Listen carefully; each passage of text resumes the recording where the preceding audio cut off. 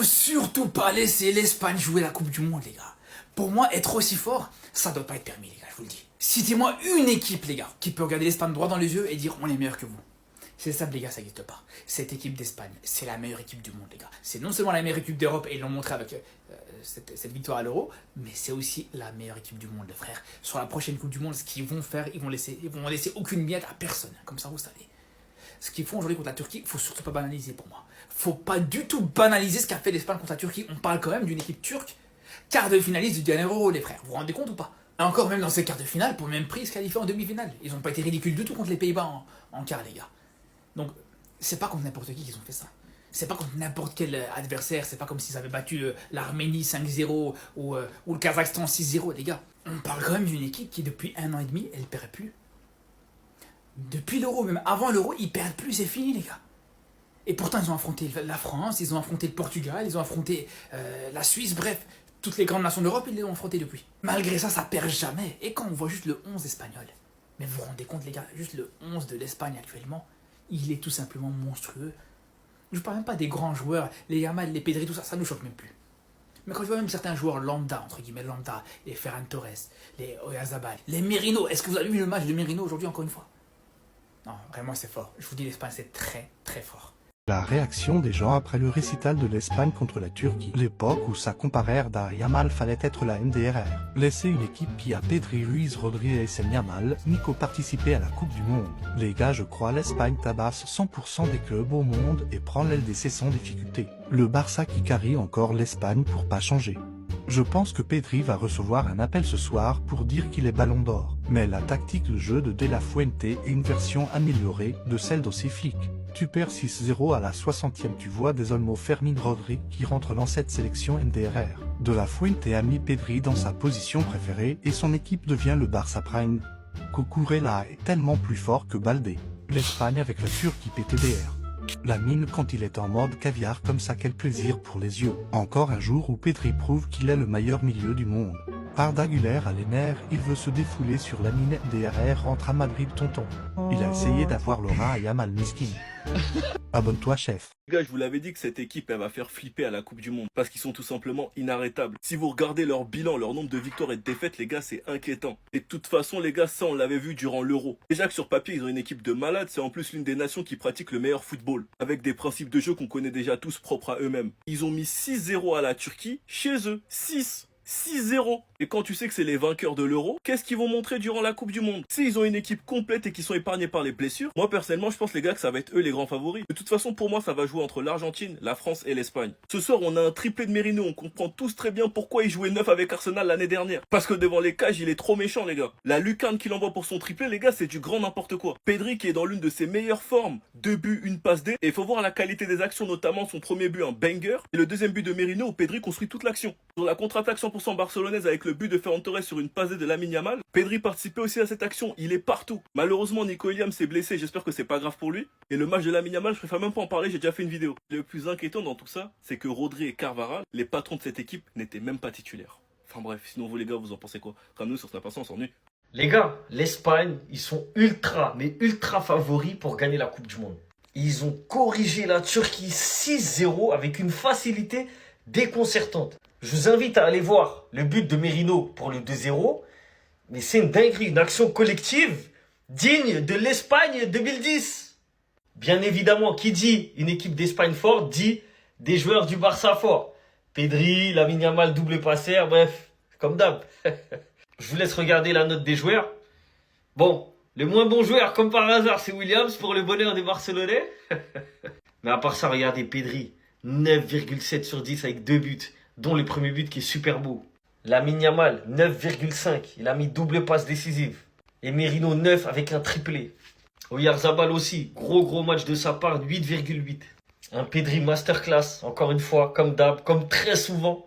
Merino qui a joué milieu de terrain, mais on dirait qu'il était numéro 9 comme à Arsenal, il a vu son triplé dans le bon. Vraiment, ils sont en forme à toutes les lignes. La défense avec Koysen, Cucurella, c'est fort. Le milieu de terrain, on connaît déjà. L'attaque, on connaît déjà.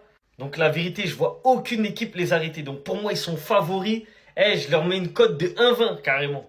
Ils ont clairement 70% de chance de remporter cette Coupe du Monde. Et miskin les Turcs, hein. Arda Güler là, Arda Güler face à Yamal là, ah c'était pas bon. Se manger un 6-0 comme ça à la maison là, waouh, ça fait mal. Le pire dans tout ça, c'est que j'y ai cru. Hiç mi utanmıyorsunuz lan? Hiç mi gururunuz yok? Perdre contre l'Espagne n'est pas choquant. J'accepte de perdre. J'accepte pas de perdre 6-0. Pas chez nous, pas en Turquie, où vous avez dit que ça allait être compliqué, où vous avez dit qu'ils allaient souffrir. Ils ont bien souffert, tellement ils ont souffert.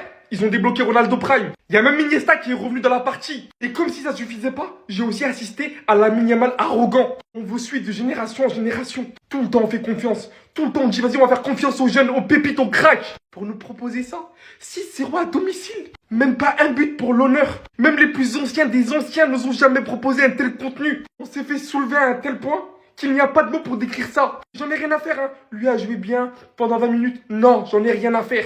Vous savez ce que c'est la Turquie? C'est pas ça. Vous avez pas la moindre fierté. Des mecs fiers, ils prennent pas 6-0. Je suis tellement en train de serrer. J'ai jamais vu une telle humiliation. Ça va être quoi le match retour? En fait, j'ai compris, on va prendre 12-0 le double en Espagne, c'est ça? Je suis dégoûté. Je m'attendais à tout sauf à ça et en plus, j'y ai cru. J'y ai cru en plus comme un con. Je suis trop naïf. Wallah, ils font trop peur. 6-0 en hommage à la finale de l'US Open. L'Espagne qui met un score de tennis à la Turquie. Vous savez c'est quoi de mettre 6 buts en Turquie? En 3 ans. 3 ans. La Turquie non seulement 3 défaites. Regardez, 2022, une défaite 3-2 contre l'Italie. 2023, une défaite contre la Croatie. 2024, une défaite contre le Portugal. C'est tout. En 3 piges. Ils en ont pris 6. Et je pourrais vous parler de toute l'équipe là. Je pourrais faire une vidéo sur Zubimendi. Je pourrais faire une vidéo sur Merino. Je pourrais vous parler de tous les joueurs. Mais la réalité, c'est que cette équipe espagnole, elle pue le football. D'ailleurs, en ce moment, c'est la crise au Barça. Vous nous devez des sous. Vous nous devez des sous. Si l'équipe d'Espagne est championne d'Europe, c'est en partie grâce à nous. Si l'équipe d'Espagne ce soir, elle met tarif et qu'elle va loin à la prochaine Coupe du Monde, ce qui risque très probablement d'arriver, c'est grâce à nous. Lamine Yamal, Ferran Torres, Pedri, Fermi, et je compte même pas les absents, Gavi, Dani Olmo. Faut voir le boulot ce soir. Nico Williams, il est sorti sur blessure. C'est Ferran qui rentre. Il marque, il éteint. Et me faites pas passer pour un fou. Ferran Torres, c'est décisif toutes les 74 minutes. 23 buts et 8 passes décisives en 2307 minutes. Mais continuez à dormir sur lui, c'est bien. Et dites-moi pas que le Barça ne porte pas l'Espagne. Pedri, doublé. Ferran, but. Lamine Yamal, doublé de passe D. Non, franchement, le match, il était beau. Mais il était dur à voir. J'ai des frères turcs que je porte dans mon cœur. J'ai mal pour vous. Mais comme on n'est pas ensemble ce soir, désolé. Mais ramenez-nous tout le monde. Ramenez-nous même l'Argentine de Messi, j'en ai rien à faire. On est trop fort au football.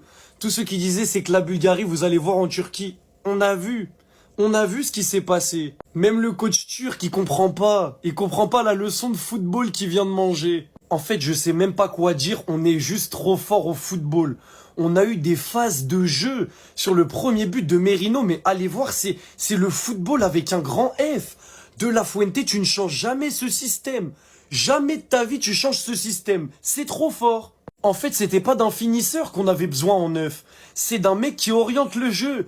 Oyarzabal, 3 passes D aujourd'hui, la performance, c'est une dinguerie. Tout le monde a été bon, en fait, tout le monde a été bon. C'est trop ce qu'on a proposé. Si vous avez vu le match, vous savez très bien qu'on est les favoris pour la Coupe du Monde. Tous ceux qui ont vu le match, vous savez déjà. Je vais pas m'attarder plus longtemps sur ce mec parce que j'ai déjà fait une vidéo, mais... Ceux qui ont vu le match, vous savez, même ActuFoot, ils se sont rendus. ActuFoot, 6-0 pour l'Espagne en Turquie. Pedri est le meilleur milieu du monde. Ils en avaient trop sur le cœur. Ils en avaient trop, fallait que ça sorte. Même ActuFoot, les gars, médias pro-français, parisiens, ce que vous voulez. Ils ont avoué. Merino. Mais Arsenal, vous avez recruté Gyökeres alors que vous avez Merino. Mais c'est quoi cette finition? Triplé.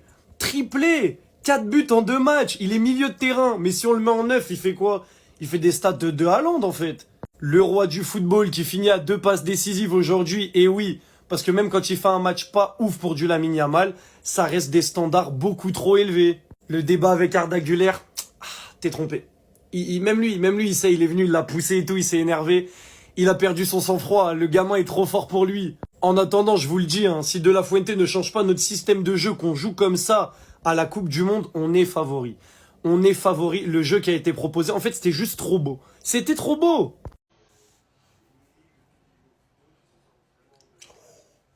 Oh, oh, oh, oh, oh, oh, oh, oh, oh, oh, oh, oh, oh. Attendez. On parle bien de lui, là. Non, je Franchement, je vous dis en toute objectivité, rien que l'objectivité, je voulais juste appuyer sur un petit truc. L'hypocrisie de certains. Si c'était un autre joueur avec un autre maillot, d'un certain standing, il y en a beaucoup, ils auraient parlé. Moi, perso, je vais pas le blâmer. En plus, c'est pas catastrophique non plus s'il rate. Vu le scénario du match, même 3-0 face à des Turcs qui sont archi faibles. En plus, il y avait un rebond à partir de ce moment-là. Maintenant aussi, c'est sa faute. Il avait le pied trop relâché, il était trop sûr de marquer. C'est là où il va apprendre. Il est encore jeune. Moi, je le répète toujours, même s'il y en a qui le mettent à un niveau qu'on n'a jamais vu dans le monde du foot. Mais voilà, il est encore jeune, il va apprendre. Et moi aussi, deuxième raison pourquoi je ne vais pas le blâmer, les 2 rushs qu'il a fait sur le côté, là, mon gars, ça va. On va pas non plus faire tout un plat. Dites-moi ce que vous en pensez dans les commentaires.